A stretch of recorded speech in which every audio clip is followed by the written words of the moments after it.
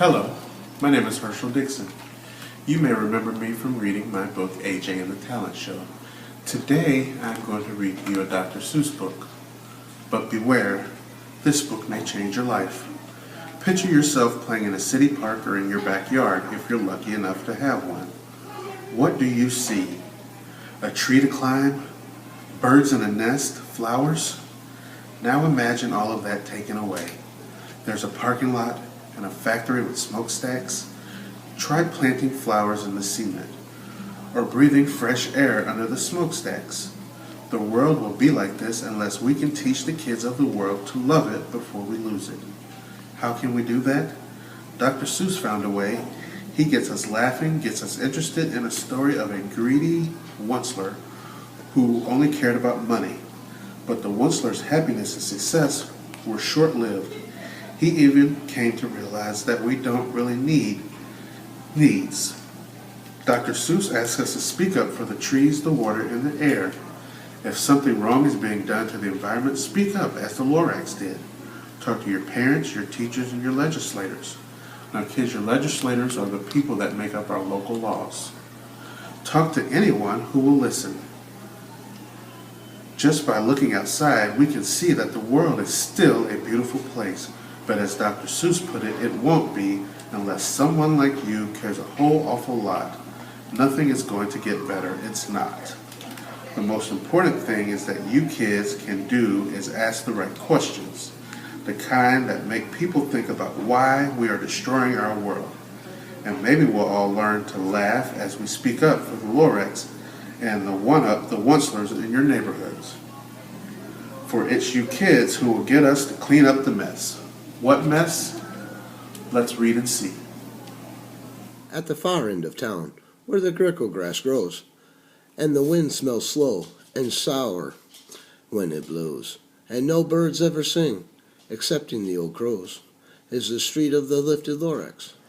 And deep in the grickle grass, some people say, if you look deep enough, you can still see today where the Lorax once stood just as long as it could before somebody lifted the Lorax away.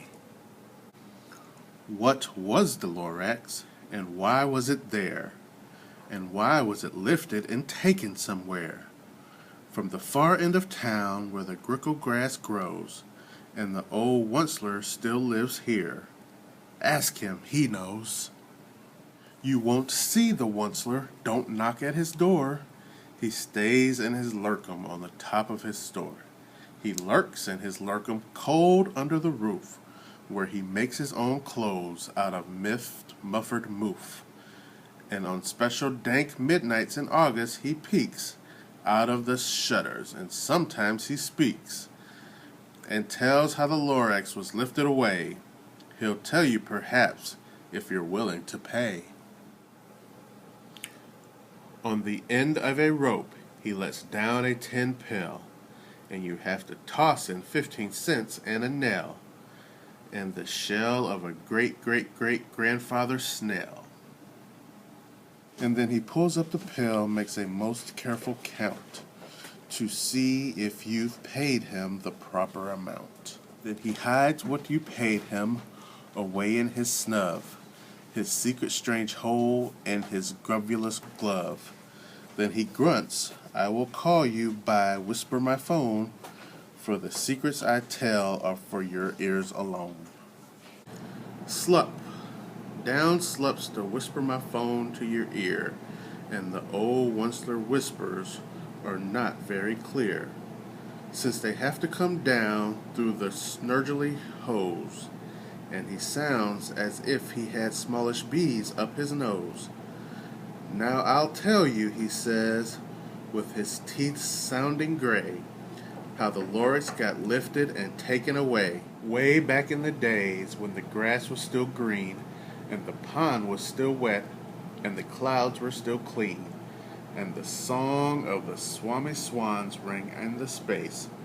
One morning I came to this glorious place, and I first saw the trees, the truffula trees, the bright-colored troughs of the truffula trees.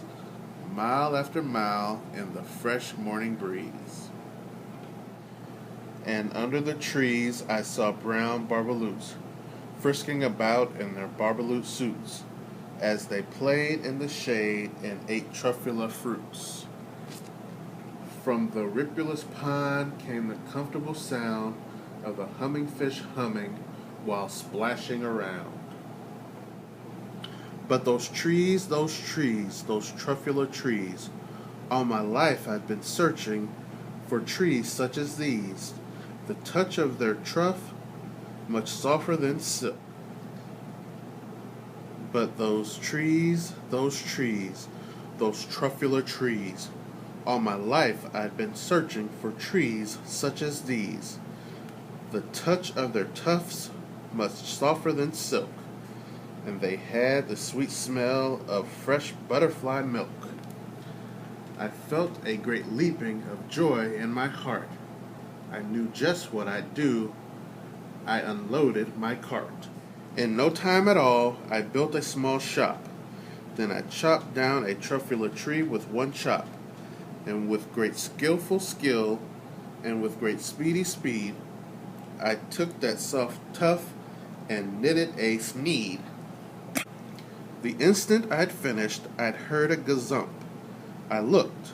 I saw something pop out of the stump of the tree I chopped down.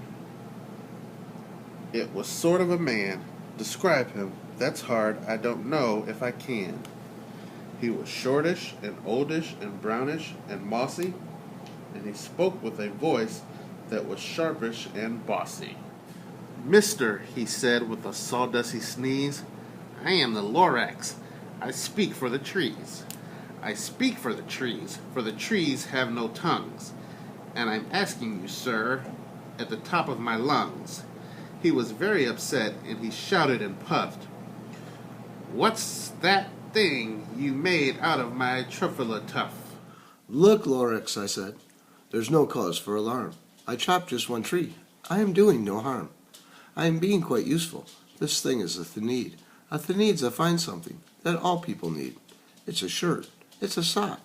It's a glove. It's a hat. But it has other uses. Yes, far beyond that. You can use it for carpets, for pillows, for sheets, or curtains, or covers for bicycle seats. The Lorax said, "Sir, you are crazy with greed. There is no one on earth who would buy that fool thenede." But the very next minute, I proved he was wrong. For just at that minute, a chap came along, and he thought that the thenede I had knitted was great. He happily bought it for $3.98. I laughed at the Lorax. "You poor stupid guy. You can never tell what some people will buy."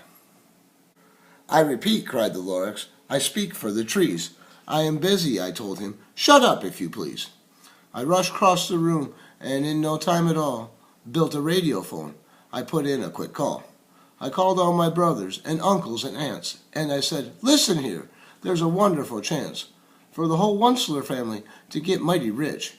Get over here fast, take the road to the north niche, then turn left at Weehawken, sharp right at the south stitch." And in no time at all, in the factory I built, the whole Wunsler family was working full tilt.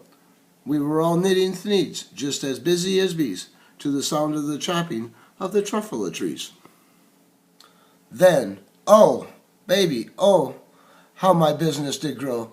Now chopping one tree at a time was too slow. So I quickly invented my super axe hacker, which whacked off 4 truffula trees at one smacker. We were all making thenedes 4 times as fast as before, and that Lorax, he did not show up anymore. But the next week, he knocked on my new office door. He snapped, "I am the Lorax who speaks for the trees, which you seem to be chopping as fast as you please. But I am also in charge of the brown barbaloots who played in the shade in their barbaloot suits, and happily lived eating truffula fruits. Now, thanks to you hacking my trees to the ground, there's not enough truffula fruit to go around, and my poor barbaloots are all getting the crummies because they have gas and no food in their tummies. They love living here, but I can't let them stay. They'll have to find food, and I hope that they may. Good luck, boys, he cried, and he sent them away. I, the Onceler, felt sad as I watched them all go, but business is business, and business must grow. Regardless of the crummies and tummies, you know. I meant no harm. I most truly did not. But I had to grow bigger, so bigger I got. I biggered my factory. I biggered my roads. I biggered my wagons. I biggered the loads of the needs I shipped out. I was shipping them forth to the south, to the east, to the west, to the north. I went right on biggering, selling more needs, and I biggered my money, which everyone needs. Then again he came back. I was fixing some pipes, when that old nuisance Lorax came back with more gripes. I am the Lorax, he coughed and he whiffed. He sneezed and he snuffled, he snargled and he sniffed. Onceler, he cried out with a crumphulous croak. Onceler, you're making such smogulous smoke. My poor swami swans, why they can't sing a note. No one can sing who has smog in their throat. And so said the Lorax, please pardon my cough. They cannot live here, so I'm sending them off. Where will they go? I don't hopefully know. They may have to fly for a month or a year to escape from the smog you smogged up around here. What's more, snapped the Lorax, his dander was up, let me say a few words about gluppity-glup. Your machinery chugs on, day and night without stop, making gluppity-glup and sloppity-slop. And what do you do with all your leftover goo? I'll show you, you dirty old Onceler man, you. You're glumping the pond where the humming fish hummed. No more can they hum, for their gills are all gummed. So I'm sending them off. Oh, their future is dreary. They walk on their fins and get woefully weary in search of some water that isn't so smeary. And then I got mad. I got terribly mad. I yelled at the Lorax. Now listen here, Dad. All you do is yap yap and say bad, bad, bad, bad. Well, I have my rights, sir, and I am telling you, I intend to go on doing just what I do. And for your information, you Lorax, I'm biggering and biggering and biggering and biggering, turning more truffula trees into the needs, which everyone needs. And at that very moment, we heard a loud whack. From outside in the fields came a sickening smack of an axe on a tree. Then we heard the tree fall, the very last truffula tree of them all. No more trees, no more needs, no more work to be done. So in no time, my uncles and aunts, everyone, all waved me goodbye. They jumped into my cars and drove away under the smoke-smuggered stars. Now all that was left, 'neath the bad-smelling sky, was my big empty factory, the Lorax and I. The Lorax said nothing, just gave me a glance, just gave me a very sad backward glance, as he lifted himself by the seat of his pants. And I'll never forget the grim look on his face when he hoisted himself and took leave of this place, through a hole in the smog without leaving a trace. And all the Lorax left here in this mess was a small pile of rocks with one word, unless. Whatever that meant, well, I just couldn't guess. That was a long, long ago. But each day since that day, I've sat here and worried away. Through the years while my buildings have fallen apart, I've worried about it with all my heart. But now, says the Onceler, now that you're here, the word of the Lorax seems perfectly clear.